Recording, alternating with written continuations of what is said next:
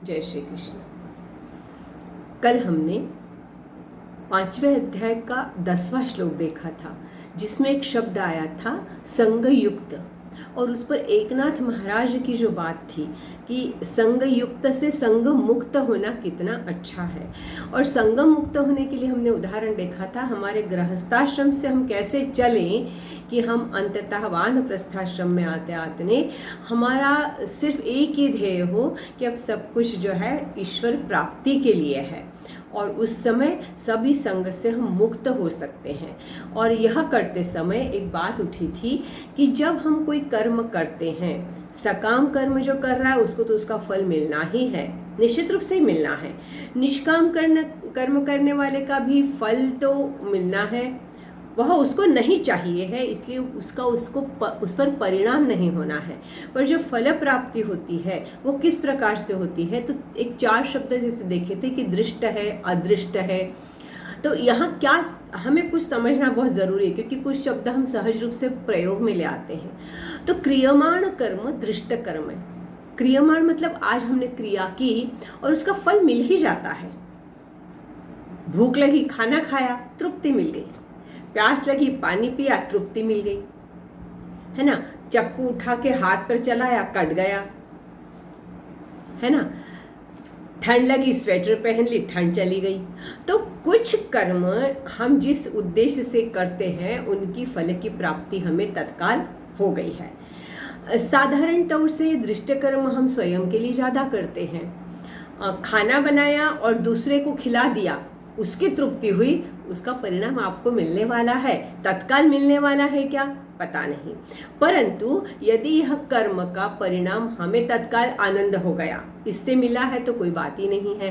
पर कुछ ऐसे कर्म होते हैं जिनका परिणाम तत्काल नहीं मिलता है, वो उनको कहते संचित हो गया, है ना। तो यह जैसे आपका तनख्वाह जो है वह बैंक में जमा हो गई और आपने निकाल ली, एफडी कर दी तो ब्याज जमा होता गया पर तत्काल नहीं मिला। तो संचित कर्म है वह उस तरह के होते हैं कि जैसे खेत में आज बीज बोया तो आपको अब राह देखनी है, आपने सब कुछ कर दिया है, निंदाई कर दी, गुड़ाई कर दी, सिंचाई कर दी, अब पौधा भी आ गया है, रखवाली भी कर रहे हैं, परंतु उसका परिणाम तो फसल आने के बाद ही मिलना है। तो यह जो परीक्षा की तैयारी की, खूब पढ़ाई की, पेपर भी दे दिया, रिजल्ट आने तक उसका परिणाम पता नहीं है, फल मिलने वाला है, पता नहीं है क्या मिलेगा, पर वह उसके लिए इंतजार करना है, राह देखनी है। तो वो संचित हो गया है कर्म, परिणाम आने वाला है, फल मिलने वाला है।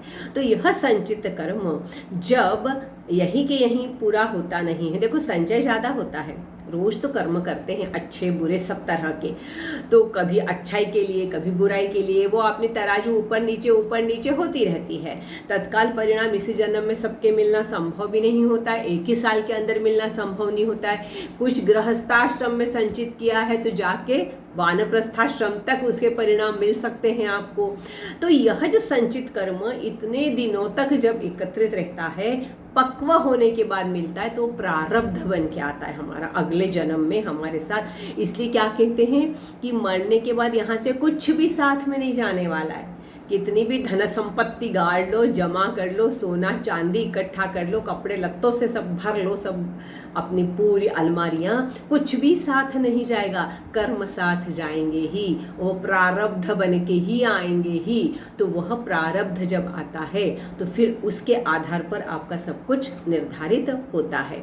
तो इस प्रकार से जब हमें कर्म मिलते तो एक बहुत अच्छी बात और आगे कभी पढ़ने में आई कि यह जो कर्म होते हैं, 2 बातें इसलिए हमको याद रखना चाहिए कि जो हमारे 4 पुरुषार्थ है, धर्म अर्थ काम और मोक्ष, आगे जाके इन्हीं श्लोकों में भगवान ने वर्णन किया इस अध्याय में। तो ये धर्म अर्थ काम मोक्ष में से धर्म और यह मोक्ष, ये तो हमारे पुरुषार्थ पर निर्भर है। किस प्रकार से हम स्वधर्म का आचरण करते हैं और उसके परिणाम से हम किस प्रकार मोक्ष की ओर जाते हैं, हमारे पुरुषार्थ पर है। पर हमें इच्छाएं होना और उससे अर्थार्जन प्राप्त होना, इच्छाओं की पूर्ति के बाद अर्थार्जन, यह प्रारब्ध पर छोड़ देना चाहिए। जितना लिख के लाए हो उतना ही होने वाला है।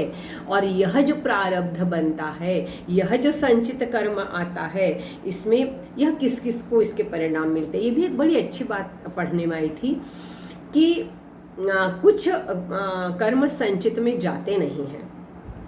जैसे बाल्यावस्था के कर्म, गलती से हाथ में से कोई चीज़ फेंक के दूसरे को मार दी, खेल खेल में मारी, उसको पता ही नहीं है क्या कर रहा है बालक, और लग गई किसी को, तो उसका कोई परिणाम उसे भुगतना नहीं है, उसका कोई संचय होना नहीं है। किसी को उसने उठा के अपने हाथ से कोई कोर खिला दिया तो उसके लिए वो खेल था, उसको पता नहीं था वो क्या कर रहा है, उसका कोई संचित फल उसको मिलना नहीं है। अनजाने में हो जाता है, बहुत बार अनजाने में हो जाता है। हम किसी का बुरा करना नहीं चाहते हैं, पर अनजाने में हमें पता ही नहीं है कि यहाँ वायर ओपन है, उसका पैर हमने स्विच ऑन कर दिया, इलेक्ट्रिक शॉक लग गया। हम नहीं कह सकते ऐसा कब हुआ, क्यों हुआ। तो अनजाने में यदि कुछ ऐसा कर्म हो जाता है तो उसका भी हमको संचित रूप में फल मिलता नहीं है। और एक सबसे बड़ी बात है कि संचित किसका नहीं होता है, तो मनुष्य योनि का छोड़ के और किसी का भी संचित नहीं है।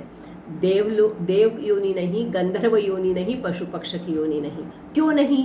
क्योंकि ये भोग योनियां है, यहाँ कर्तृत्व है ही नहीं। बेल बन के आया है तो उसको जुतना ही है, जुत के काम करना ही है। जब तक उसका उस योनि में प्रारब्ध लिखा है उसको वो करना है, कुछ भी संचय नहीं है अच्छे बुरे का उसके साथ, ऐसा कहा जाता है जो मैंने जाना है, पढ़ा है। तो पशु पक्ष क्योंकि इनको भोग, और देव योनि और गंधर्व योनि तो भोग योनि ही है। इतना पुण्य संचय कर लिया, स्वर्गलोक मांग लिया तो चले गए देव योनि में। कहीं देवों के लिए आपको उनका मनोरंजन करने के लिए गंधर्व बन गए और शापित होके वापस यहाँ आ गए, फिर यहाँ भोगा, फिर गए। तो इसलिए यहाँ आने के बाद यदि अच्छे कर्म किए तो मुक्ति है, और नहीं किए तो फिर से सत्कर्म किए, आपने इसी इच्छा से कि स्वर्गलोक चाहिए तो देवलोक। और गए वक्त ही बताया था कि देवलोक में हमारे कर्मों पुण्य धीरे धीरे खत्म होते हैं। तो ये पापा तो पुण्य की बात की थी, आपको याद होगा, तो इसलिए फिर से आना पड़ता है। पर मनुष्य योनि एक ऐसी योनि है कि यदि हमारा विवेक जागरण हो, यदि हम निष्काम भाव से कर्म करना शुरू करें तो हमारा प्रारब्ध कुछ अच्छा बन के ही हमको देगा और लौटाएगा। तो इसलिए मनुष्य योनि में कुछ ना करते आए तो कम से कम कर्म करते समय फल पर ध्यान ना दें, और फल के लिए कर्म ना करें, तो निष्काम भाव से हम कर्म करते हुए आगे बढ़ेंगे। और इस तरह से जब हम आगे बढ़ेंगे तो एक बात और, एक उदाहरण कभी पढ़ा था कि जैसे न्यायाधीश किसी को फांसी की सजा देता है और जल्लाद उसको फांसी लगाता है, स्वधर्म का आचरण है, किसी प्रकार का प्रारब्ध संचय नहीं है, किसी प्रकार का यह गलत काम हुआ है ऐसा उनका संचय नहीं होगा, स्वधर्म का आचरण किया है तो। पर यदि जानबूझ के गलत न्याय दिया है तो संचय तो होना ही है। बहुत ही, जिसे कितना हम हेयर लाइन डिफरेंसेस है जिसको देखना, और इसलिए विवेक जागरण बहुत आवश्यक होता है कि हमेशा मैं स्वधर्म की ओर ही जाऊं, मेरा आचरण, मेरा कर्तव्य। और इसलिए आगे जाकर भगवान ने कहा है कि यह निष्काम कर्म करते करते मेरा अज्ञान दूर होने लगता है। मैं निष्काम कर्म करते करते यदि जिस तरह से भगवान स्वयं निर्लिप्त हो जाते, निरासक्त हो जाते हैं, तो व्यक्ति भी ऐसा होते होते उसका निरक्षीर विवेक जागृत रहेगा। उस निरक्षीर विवेक जागरण के कारण उसमें अनासक्ति भाव आएगा। अनासक्त भाव जब आता है तो निश्चित रूप से वह आत्मज्ञान की ओर अग्रसर हो सकता है। और जब निरक्षीर विवेक जागृत हुआ है, कैसे पता चले इस कर्मयोगी का? अब ये निष्काम कर्म करने वाला कर्म योग की तरफ जा रहा है, और ये कैसे पता चलेगा? तो उसका अपनी भावनाओं पे नियंत्रण दिखता है। नहीं तो क्या होता है, जरा सी खुशी में ढिंडोरा पीटने लग जाते हैं। आजकल तो पूछो ही मत, ढोल धमाके के साथ जुलूस निकलना शुरू हो जाते हैं, जैसे कि त्रिलोक का साम्राज्य मिल गया है। जिले और वार्ड का भी इलेक्शन जीत लो, जरा सी परीक्षा में उत्तीर्ण हो गए तो पूरे खानदान को उसका ढिंडोरा पीटा है। फिर उसके बाद आप क्या कर रहे हो, कैसे कर रहे हो, इससे मतलब नहीं है। कैसे परीक्षा आपने निकाली है उससे मतलब नहीं है। ढिंडोरा पीटना मेरी प्रसन्नता का मैं उसमें संतुलित भाव ना रखूं। और दुख तो इतना होता है कि वो सालों तक शोक बन के साथ चलता है, जबकि जानते हैं कि कुछ भी हमारे हाथ में नहीं। किसी की मृत्यु पर दुख करना अलग है और शोक में डूब कर स्वकर्तव्य से हट जाना। आगे जो कल दिख रहा है मेरे परिवार के लिए, उस कल पर मैं नहीं रहूं और हमेशा उसी बात को पकड़ के बैठी रहूं कि मैं तो बहुत दुखी हूं, मेरा तो बहुत मन ही नहीं लगता है, मैं तो अब कुछ कर ही नहीं सकती। तो यह जो दुख को शोक में बदलने वाली बात है, आगे नहीं बढ़ना, पुरुषार्थ नहीं करना, तो यह जो चीज़ है, यह निरक्षीर विवेक वाली बात नहीं होगी। तो निष्काम कर्मयोगी में यह सहज रूप से दिखता है कि वह जब इस तरह से कर्म करता है तो उसका भावों पर संतुलन रहता है और फिर वह कर्मयोगी की तरफ अग्रसर होता है। और जब यह कर्मयोगी की तरफ अग्रसर होता है तो बाह्य सुखों की अपेक्षा, जो बाहर से सुख मिल रहे हैं इंद्रियों से, उसकी अपेक्षा वह आंतरिक सुख की ओर अग्रसर होता है। जिस काम से मुझे आनंद मिले, मैं निश्चिंत रहूं, शांति का अनुभव करूं, वह मेरे लिए अच्छा है। और फिर वह कर्म कौन से होंगे? यदि मैं स्वयं के लिए जीऊंगा तो शांति का अनुभव नहीं हो सकता, क्योंकि फिर मेरी चाहनाएं खत्म ही नहीं होती हैं। तो मेरा प्रवास व्यक्ति से मेरे परिवार से समाज, व्यष्टि से समष्टि तक का मेरा प्रवास हो और उन सबके हिताय यदि मैं करती हूँ, सर्वभूत हिते रताय, हम देखेंगे 9वें अध्याय में। तो ऐसा जब प्रवास होता है तो अपने आप ही यह बाह्य रंग से मैं कार्य तो करूँगा सबके लिए, यह मेरा जीवन प्रबंधन होगा। मैं स्वयं को किस तरह से अन्यों के लिए अर्पित करूं, मेरा कर्म कैसे हो, और फिर भी मैं आत्मिक आनंद में स्थित रहूं।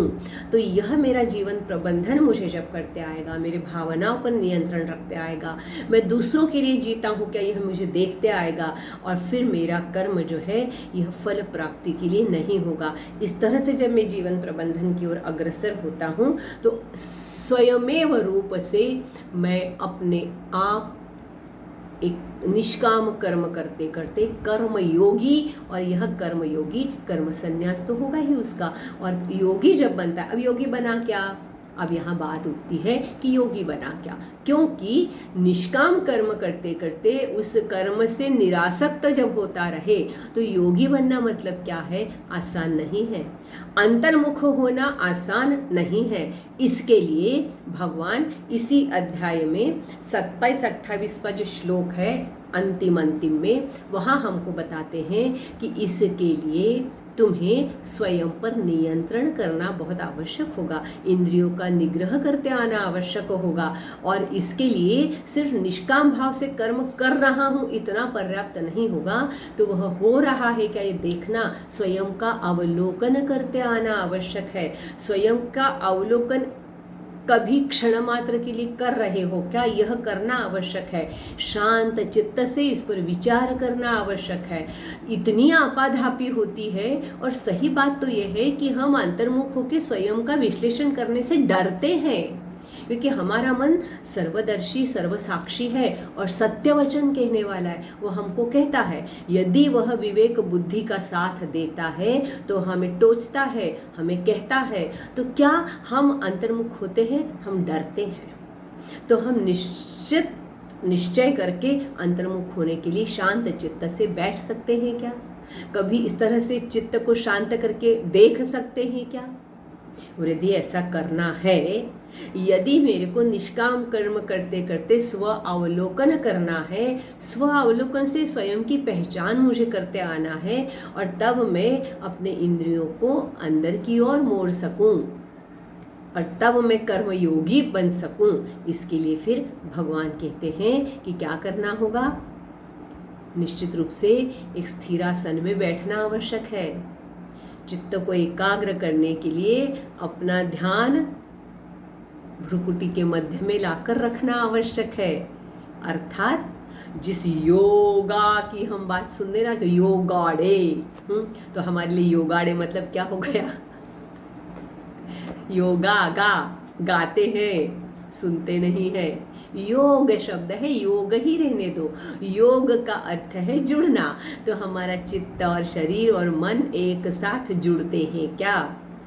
तो हम किसी भी प्रकार का आसन करने में इनको कर पाते हैं क्या, यह देखना है। और यदि देखने की इच्छा है तो अगला अध्याय करना होगा आत्म संयम योग। कल देखते हैं। जय श्री कृष्ण।